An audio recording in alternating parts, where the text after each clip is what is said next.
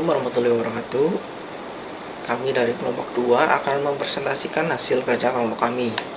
1. Pengertian ejaan. Ejaan merupakan aturan yang melambangkan bunyi bahasa menjadi bentuk huruf, kata, serta kalimat.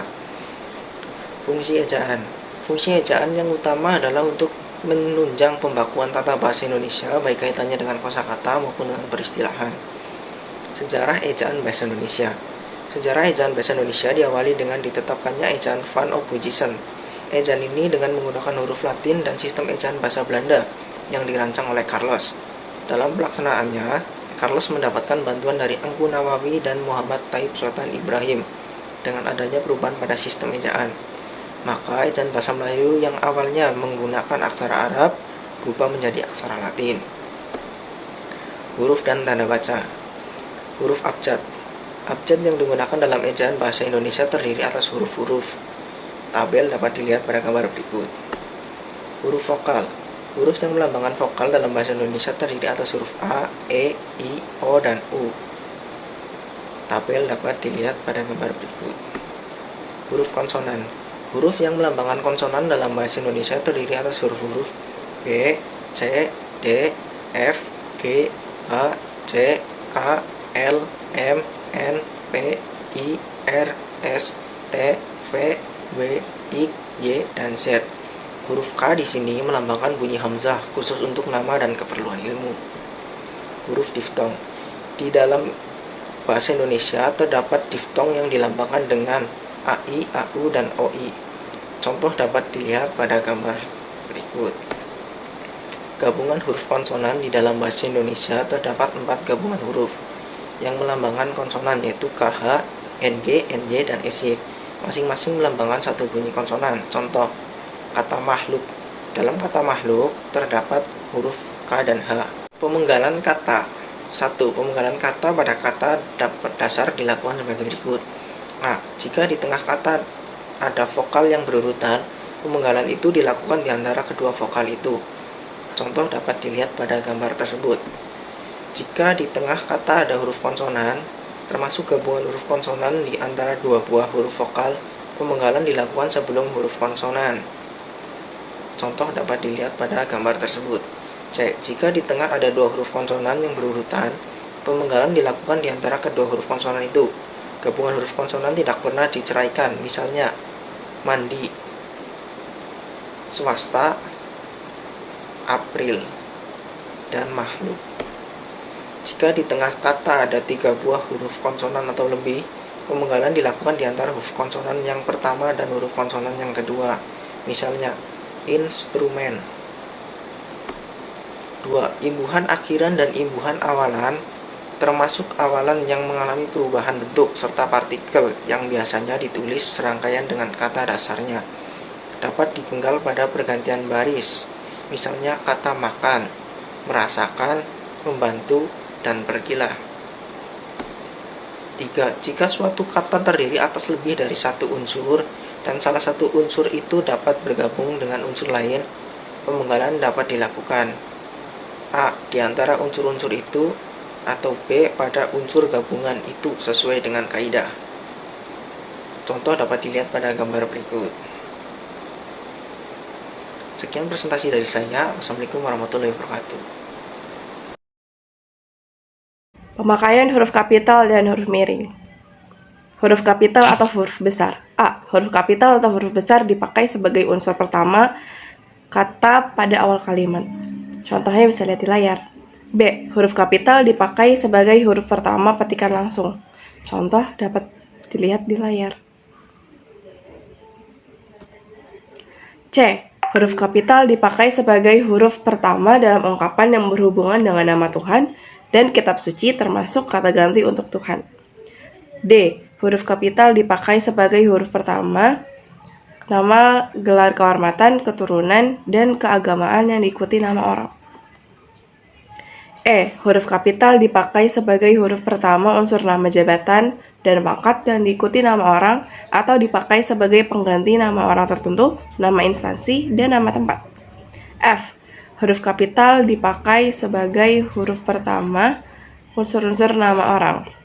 Namun, huruf kapital tidak dipakai sebagai huruf pertama nama orang yang digunakan sebagai nama jenis atau satuan ukuran.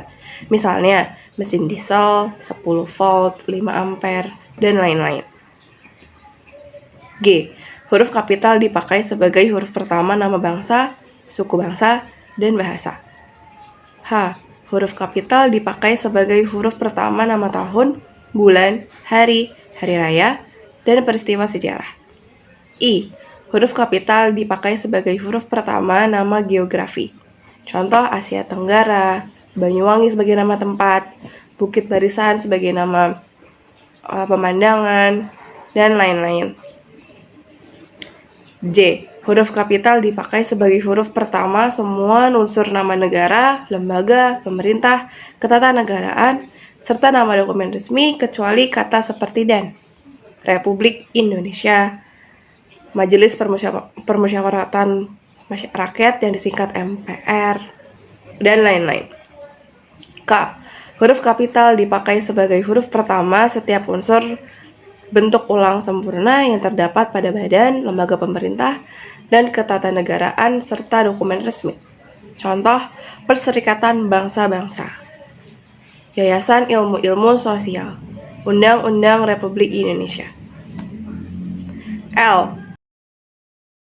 Huruf kapital dipakai sebagai huruf pertama semua kata termasuk semua unsur kata ulang sempurna di dalam nama buku, majalah, surat kabar, judul karangan, kecuali kata seperti di, ke, dari, dan untuk yang tidak terletak di posisi awal.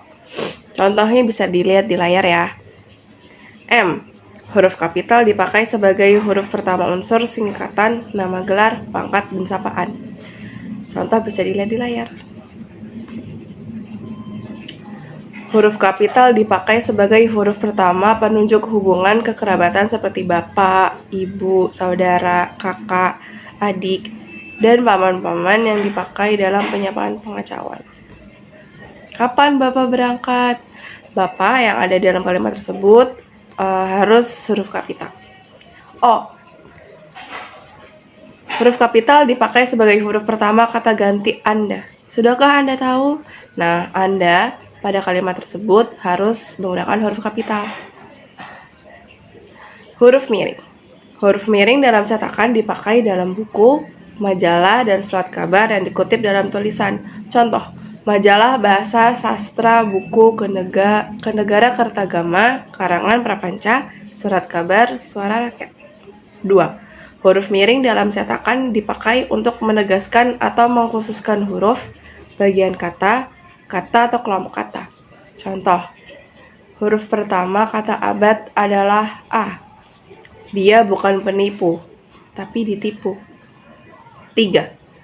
Huruf miring dalam cetakan dipakai untuk menuliskan nama ilmiah atau ungkapan asing, kecuali yang telah disesuaikan ejaannya. Contoh, nama ilmiah buah manggis ialah Carcinia mangosma. Politik divide L. Imperma pernah merajalela di negeri ini. Lalu angka. 1. Angka dipakai untuk menyatakan lambang bilangan atau nomor. Di dalam tulisan, lazim digunakan angka Latin atau angka Romawi. Contoh dapat lihat di layar.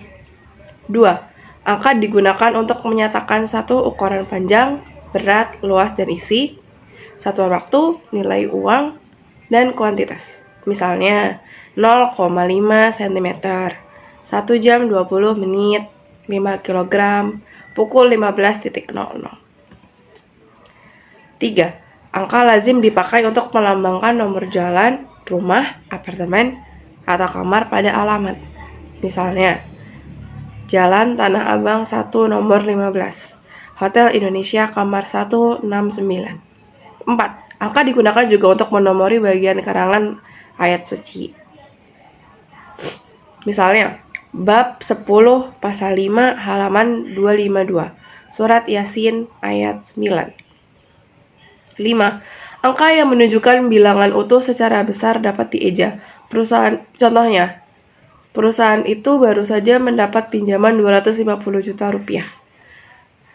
Penduduk Indonesia berjumlah lebih dari 200 juta orang. 6. Bilangan tidak perlu ditulis dengan angka dan huruf sekaligus dalam teks, kecuali di dalam dokumen resmi seperti akta dan kwitansi. Misalnya, kantor kami mempunyai 20 orang pegawai. 7. Jika bilangan dilambangkan dengan angka dan huruf, penulisannya harus tepat.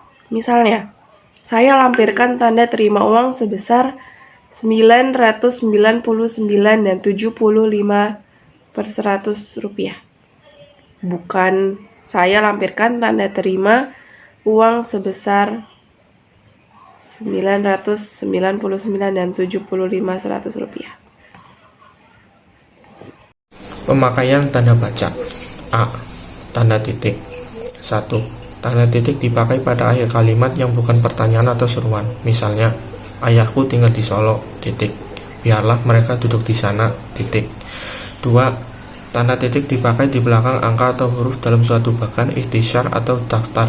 Misalnya, A. 3. Titik. Departemen Dalam Negeri. A. Direktorat Jenderal Pembangunan Masyarakat Desa. B. Direktorat Jenderal Agraria. P. 1. Titik. Patokan umum. P. 1.1. Isi karangan. 1.2. Ilustrasi. 1.2.1 Gambar tangan. 1.2.2 Tabel. 1.2.3 Grafik. 3. Tanda titik dipakai untuk memisahkan angka jam, menit, dan detik yang menunjukkan waktu. Misalnya, pukul 1.35.20, pukul 1:35 20 detik. 4. Tanda titik dipakai untuk memisahkan angka jam, menit, dan detik yang menunjukkan jangka waktu. Misalnya, 1.35.20 jam, 1 jam 35 menit 20 detik. 0.20.30 jam, 20 menit 30 detik. 0.0.30 jam, 30 detik. 5. Tanda titik dipakai dalam daftar pustaka di antara nama penulis, judul tulisan yang tidak berakhir dengan tanda tanya atau tanda seru, dan tempat terbit. 6a. Tanda titik dipakai untuk memisahkan bilangan ribuan atau kelipatannya. Misalnya, desa itu berpenduduk 24.200 orang. Desa itu berpenduduk 24.200 orang. Gempa yang terjadi semalam menewaskan 1.231 jiwa. Gempa yang terjadi semalam menewaskan 1.231 jiwa. 6b. Tanda titik dipakai untuk memisahkan bilangan ribuan atau kelipatannya yang tidak menunjukkan jumlah. Misalnya, ia lahir pada tahun 1956 di Bandung. Lihat halaman 2345 seterusnya.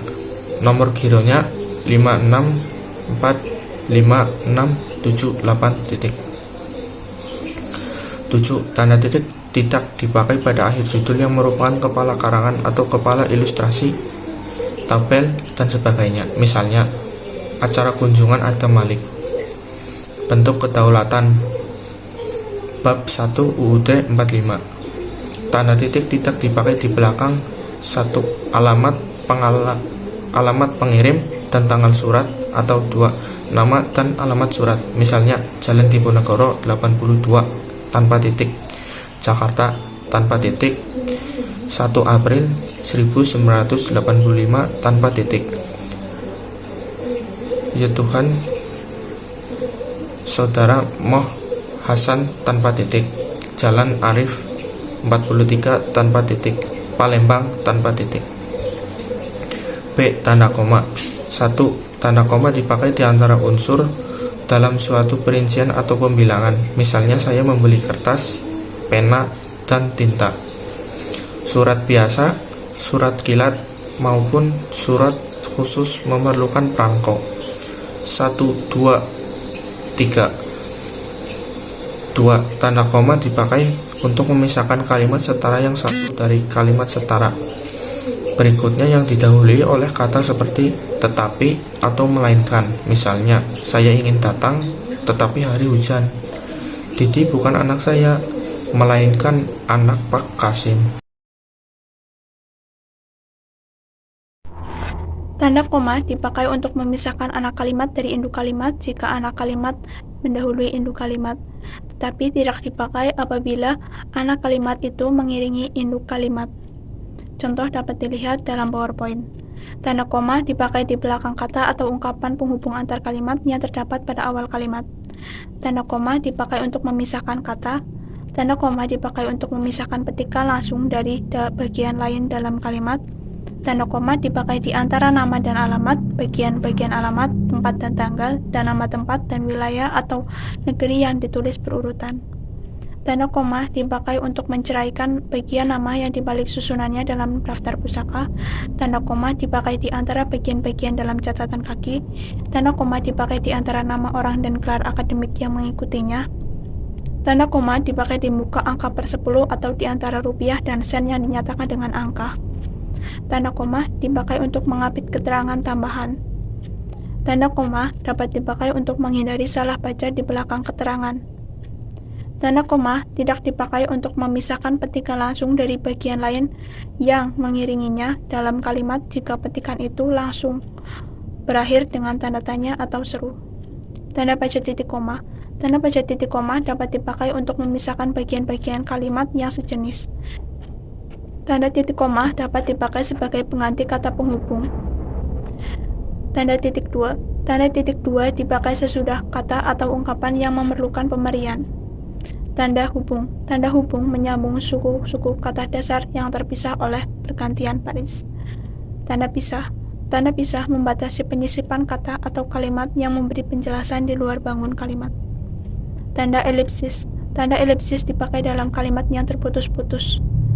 Tanda elipsis menunjukkan bahwa dalam satu kalimat atau naskah ada bagian yang dihilangkan. Tanda tanya. Tanda tanya dipakai pada akhir kalimat tanya. Tanda seru. Tanda seru dipakai sesudah ungkapan atau pernyataan yang berupa seruan atau perintah. Tanda kurung. Tanda kurung mengapit tambahan keterangan atau penjelasan. Tanda kurung siku. Tanda kurung siku mengapit huruf, kata, atau kelompok kata sebagai koreksi atau tambahan pada kalimat. Tanda petik.